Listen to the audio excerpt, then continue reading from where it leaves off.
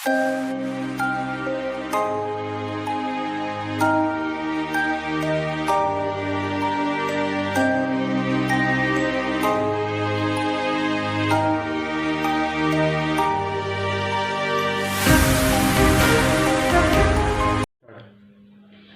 सूरज कुमारी लाडोदिया ने corona virus के तहत कुछ ऑनलाइन क्लासेस स्टार्ट की हैं। इसमें हमारी साइंस की क्लासेस चल रही हैं और कॉमर्स की भी क्लासेस चल रही हैं। कॉमर्स की क्लास में लेखा शास्त्र की क्लास जो है वो आचार्य जी ले ही रहे हैं। मैं आपको यहाँ आज व्यवसायिक अध्ययन के बारे में थोड़ा बहुत पढ़ाने जा रही हूँ, उसका थोड़ा परिचय कराने जा रही हूँ। व्यवसायिक अध्ययन के अंतर्गत अपन जो बात करेंगे, जैसे कि अपन देखते हैं, मैं बहुत उदाहरणों से आपको बार बार बातें समझाती रहती हूँ। आज अपन कुछ आपके सामने प्रेजेंट करने जा रहे हैं, तो थोड़ी बहुत पूर्व तैयारी हम लोगों ने कर रखी है।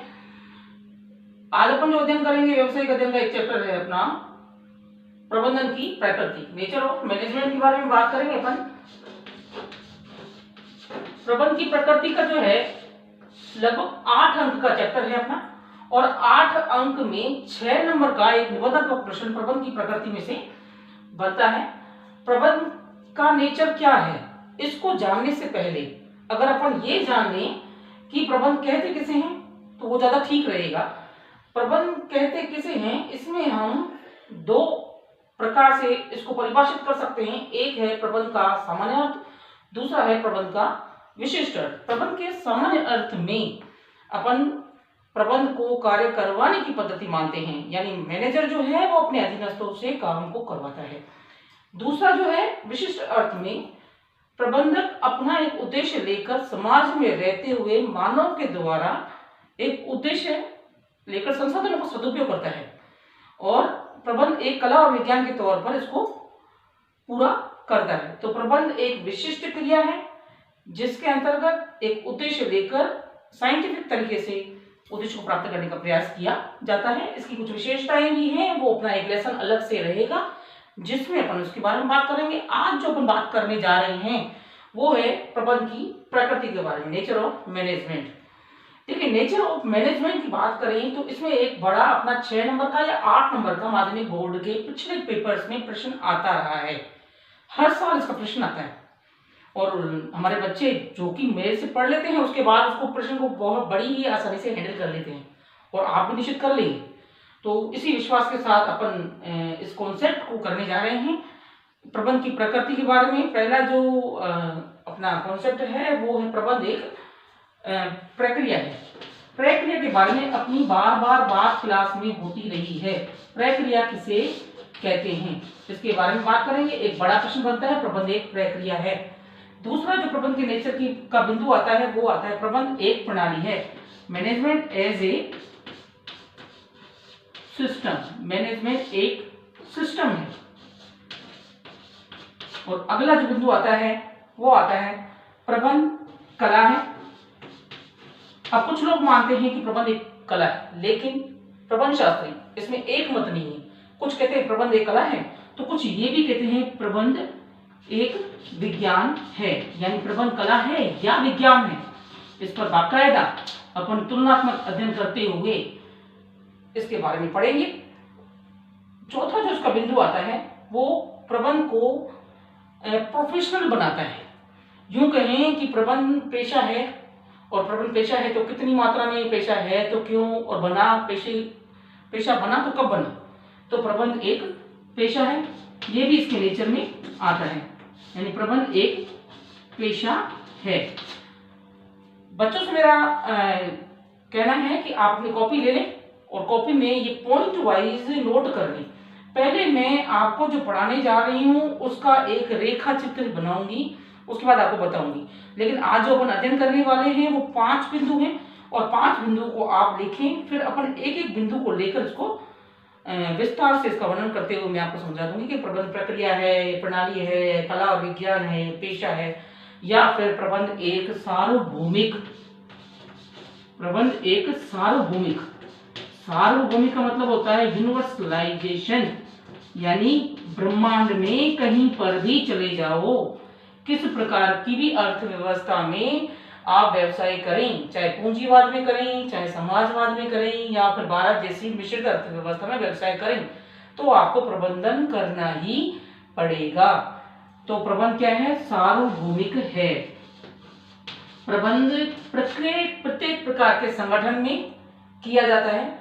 इसका उदाहरण है सार्वभौमिक का, तो आपकी मम्मी जब किचन में काम कर रही होती हैं तो वो भी अपने किचन का मैनेजमेंट करती हैं। यानी अगर अपन ये कहें कि चाहे घर पे हूं अपन, चाहे किसी व्यवसाय में हूं, किसी विद्यालय में हूं, किसी संस्था में काम कर रहे हो, हर जगह अपने को मैनेजमेंट करना पड़ेगा। इवन आप वहां तक नहीं जाएं, आप अपनी लाइफ को देखें, अपने जीवन को देखें, उसमें भी आप मैनेजमेंट करके चलते हैं। आपको सुबह उठना है, एक फिक्स टाइम होता है और वो अपना डेली का होता है कि अपन को सुबह उठकर नहाना धोना है, खाना खाना कर रहे हैं, स्कूल जाना है, वो भी अपना क्या है, एक प्रकार का मैनेजमेंट होता है। तो मैनेजमेंट सर्वव्यापक होता है, सार्वभौमिक होता है, हर जगह की अर्थव्यवस्था में यही आता है। तो प्रबंध की नेचर के बारे में अपन बात करेंगे अपनी इस क्लास में, और यह नेचर 5 बिंदु में होता है। इससे पहले जो आपके पाठ्यक्रम में पुस्तक थी उसमें प्रबंध के नेचर के बारे में 6 बिंदु आते थे, लेकिन चूंकि अपने पाठ्यक्रम में 5 बिंदु हैं और 5 से ही बड़े प्रश्न बनते हैं। बात करते हैं प्रबंध एक प्रक्रिया का जो प्रश्न है वो लंबेदार प्रश्न आएगा आपका। प्रबंध एक प्रणाली है, प्रणाली का प्रश्न जो है वो लघुत्तरात्मक प्रश्न आ सकता है। प्रबंध एक कला है, विज्ञान है, एक रचनात्मक, एक तुलनात्मक प्रश्न इससे बनता है। और प्रबंध एक पेशा है, यह भी एक निबंधात्मक प्रश्न, एक बड़ा प्रश्न बनता है। पेशा बना, कब बना, कैसे बना, इसके बारे में इसे पॉइंट में बात करेंगे अपन। और प्रबंध एक सार्वभौमिक क्रिया है, सार्वभौमिकता के बारे में पूरे ब्रह्मांड में जितनी प्रकार की अर्थव्यवस्था चलती हैं, जितने प्रकार के संगठन चलते हैं, संगठन चाहे आपके राजनीतिक क्षेत्र का हो, चाहे आपके सैनिक क्षेत्र का हो या व्यवसायिक क्षेत्र का हो, किसी भी क्षेत्र का हो, वहां प्रबंधन किया ही जाएगा। तो इस प्रकार क्या है कि अपन अपनी इस कक्षा के अंतर्गत यह 5 बिंदु पढ़ेंगे, और चूंकि बड़े 5 प्रश्न हैं एक कक्षा में तो ये निश्चित तौर पे पूरे होंगे नहीं, तो अपन बात कर लेते हैं इसके बारे में आगे। तो ठीक है, फिर चलें आगे बढ़ते हैं। सबसे पहला बिंदु, मैनेजमेंट एज ए प्रोसेस। प्रबंध एक प्रक्रिया है। प्रक्रिया किसे कहते हैं? प्रक्रिया जो है वो एक क्रियाओं का समूह है। क्रियाओं का समूह, कुछ ऐसी क्रियाएं जो एक निश्चित क्रम में होती हैं। आप पहले उठते हैं, तैयार होते हैं, फिर विद्यालय आते हैं। कई बार ऐसा तो थोड़ी होता है कि पहले चलो स्कूल चलते हैं, तैयार तो बाद में होते रहेंगे, कभी ऐसा नहीं करते। तो हमारा विद्यालय आना भी एक प्रक्रिया है। कुछ ऐसी क्रियाओं का समूह जिसे एक निश्चित क्रम में किया जाता है, उसे अपन प्रक्रिया कहते हैं। प्रबंधन प्रक्रिया है। मैनेजमेंट जो है वो 3 क्रियाओं में समाहित होता है। फर्स्ट स्टेप होता है इसका प्लानिंग, नियोजन, और दूसरा होता है क्रियान्वयन, और तीसरा होता है नियंत्रण। तो सबसे पहले नियोजन किया जाता है, योजना बनाई जाती है। योजना बनाने के बाद उसको एक्टिवेट करते हैं, और एक्टिवेट करने के बाद कंट्रोल करते हैं। उसमें देखते हैं कि हमने प्लानिंग में जो सोचा था वो एक्टिवेशन में अपन कितना प्राप्त कर चुके हैं। तो ये एक निश्चित क्रम में होता है। ऐसा नहीं होता है कि चलो पहले क्रियाएं तो कर लेते हैं, प्लानिंग बाद में बनती रहेगी, तो ऐसा कभी नहीं होता है। तो प्रबंध जो है वो एक प्रक्रिया है, एक निश्चित क्रम में होता है। प्रबंध जो है वो उसका क्षेत्र व्यवसायिक होता है, जिसका अध्ययन अपन करते हैं, क्योंकि अपन कॉमर्स से संबंध रखते हैं, इसलिए अपन हर जगह लाभ को देखते हैं। व्यवसाय में अपन ये इस काम को करते हैं। प्रबंधन जो है वो व्यवसाय में किया जाता है। व्यवसाय में जब एक व्यवसायी प्रबंधन करने लगता है तो अपने हाथ में उसके पास होते हैं 5 एम। देखो पहले होते थे ये 4 एम, जब प्राचीन काल में 4 एम होते थे। अब एम फॉर क्या? बिल्कुल आप सब जानते हो, एम फॉर मनी, और मनी के लिए काम करते हैं अपन सब, है ना। तो मनी को प्राप्त करने के लिए हम लोग क्या क्या करते हैं? तो मनी को प्राप्त करने के लिए सबसे पहले काम करता है एम फॉर मैन, यानी मानव, यानी प्रबंधन जो है वो मानव करता है। प्रबंध के पास मशीनें होती हैं जिसे वो कुछ प्राप्त करना चाहता है। प्रबंध के पास मनी होती है, पूंजी होती है, और प्रबंध के पास मटेरियल होता है, यानी कि सामग्री होती है, यानी कच्चा माल, रॉ मटेरियल के तौर पर हमारे पास होता है। अब ये 4 एम तो हो गए, M for man, machine, money, material. 5वां एम क्या? तो मोस्ट इंपोर्टेंट 5वां एम जिसे अपन सब पढ़ रहे हैं, यानी कि मैनेजमेंट। मैनेजमेंट के माध्यम से हम इन सब चीजों को प्राप्त कर सकते हैं, इन सब चीजों को प्राप्त देख सकते हैं। तो यहाँ पर जो 5वां बिंदु है वो है प्रबंधन। अब देखिए, एक व्यवसायी अपने मुट्ठी में ये 5 एम लेकर आगे बढ़ेगा। कहाँ बढ़ेगा? अपने उद्देश्य की ओर, अपने लक्ष्य की ओर। और लक्ष्य की जब भी बात आती है तो हमें एक महाभारत का कैरेक्टर याद आता है, वो है अर्जुन। और अर्जुन से जब उनके गुरुजी ने, द्रोणाचार्य ने पूछा कि बता बच्चा, तेरे को क्या दिखाई दे रहा है? तो अर्जुन को कुछ भी नहीं दिखाई दे रहा था, केवल और केवल दिखाई दे रहा था क्या? केवल और केवल दिखाई दे रहा था उस मछली की आंख, यानी उसे केवल चिड़िया की आंख दिखाई दे रही थी। और उस चिड़िया की आंख के माध्यम से उसने अपने लक्ष्य को भेजा। तो हमारे सामने है उद्देश्य, जो कि एक व्यवसायी 5 एम को लेकर इस मार्ग से उद्देश्य की ओर बढ़ता है। तो यह जो मार्ग है ना, इसमें मैंने उद्देश्य लिख दिया, बाकी यह जो रास्ता है इसमें मैंने बहुत सारे ऐसे गुंबद बना दिए। अब इस मार्ग से व्यवसायी जब गमन करता है तो उसे अनेक क्रियाएं करनी पड़ती हैं। ये क्रियाएं मैंने यहाँ पर लिख दी हैं। सबसे पहली क्रिया प्लानिंग, और अन्य जो ये बीच में संगठन दिखाई दे रहा है आपको, स्टाफिंग, कोऑर्डिनेशन, मोटिवेशन, डायरेक्शन और लास्ट में कंट्रोल। तो ये सारे जो क्रियाएं हैं वो उसे मार्ग से अपने उद्देश्य को प्राप्त करने के लिए करनी होती हैं। तो ये सब क्रियाएं करनी पड़ती हैं, और ये क्रियाएं करने के साथ साथ एक निश्चित क्रम में करनी पड़ती हैं। इससे प्रबंधन क्या है? एक प्रक्रिया है। इसे निश्चित क्रम में करने के लिए सबसे पहले प्लानिंग करना पड़ता है और लास्ट में कंट्रोल, नियंत्रण करना पड़ता है। तो प्रबंधन जो है वो एक सर्किल, एक चक्र के तौर पर किया जाने वाला कार्य है। उसमें अनेक क्रियाएं की जाती हैं। सबसे पहले की जाता है नियोजन, प्लानिंग। और नियोजन यानी योजना बनाकर जब हम कभी मार्केट में जाते हैं और हमें 20 सामग्री, कोई 20 चीजें लानी है, तो हम उसकी चिट बना लेते हैं और फिर बाजार जाते हैं, और बाजार से हम सामान लेके आते हैं तो लगभग 20 में से 19 सामान तो ले ही आते हैं।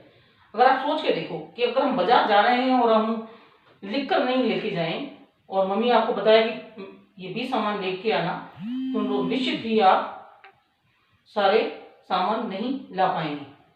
तो योजना बनाना काम को करने से पहले पूर्व क्रिया है, और फिर दूसरा जो काम मेन होता है वो है योजना का क्रियान्वयन, यानी उसका एक्टिवेशन,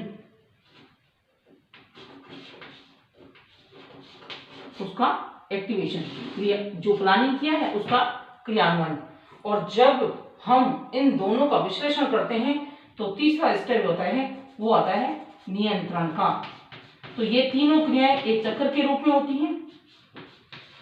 सबसे पहले योजना बनाते हैं, फिर उसका क्रियान्वयन करते हैं, फिर उसको में तुलनात्मक अध्ययन करते हैं, क्या मिल गया, क्या पाया, क्या खोया, और जो नहीं मिला है वो अगले स्टेप में प्लानिंग में वापस उसको रख लेते हैं। आप जानते हैं वित्तीय वर्ष 31 मार्च को कंप्लीट होता है। 1 अप्रैल को जो योजना बनती है उस योजना में हम लोगों ने जो प्राप्त किया है वो ठीक है, जो नहीं प्राप्त कर पाए हैं वो अगली योजना में रख लेते हैं। तो प्रबंधन एज ए चक्र के रूप तौर पे काम करता है और एक प्रक्रिया के रूप तौर पे काम करता है। प्रक्रिया में ये क्रियाएं की जाती हैं और एक निश्चित क्रम में की जाती हैं, इसीलिए इसको प्रक्रिया कहा जाता है। अगर इसमें निश्चित क्रम नहीं हो तो प्रबंधन क्रिया है, लेकिन प्रक्रिया क्यों कही जा रही है? क्योंकि यह सारे काम हमें एक निश्चित क्रम में करने पड़ते हैं। पहले प्लानिंग, फिर संगठन के बाद स्टाफिंग, मानवीय संसाधन लगाने पड़ते हैं, नियुक्तिकरण करना पड़ता है, और नियुक्तिकरण करने के बाद उनके कोऑर्डिनेशन बिठाना पड़ता है। नहीं तो क्या होगा कि हर कोई अपनी डपली अपना राह गाएगा, कोऑर्डिनेशन नहीं बैठेगा तो उस कंडीशन में उद्देश्य प्राप्त नहीं हो पाएगा। इसी तरह से जो हमारे पास मानव संसाधन है उनको कोऑर्डिनेशन बिठाने के लिए हमें मोटिवेशन करना पड़ता है, उन्हें बहुत सारे तरह के प्रलोभन देने पड़ते हैं। कुछ वित्तीय हो सकते हैं, कुछ अवित्तीय हो सकते हैं, उसका अध्ययन अपन आगे की क्रियाओं में करेंगे। जो काम करते हैं, मोटिवेट होकर काम करते हैं, वो सही डायरेक्शन में हो रहे हैं कि नहीं हो रहे हैं, उसको अपन निर्देशन के अंतर्गत देखते हैं।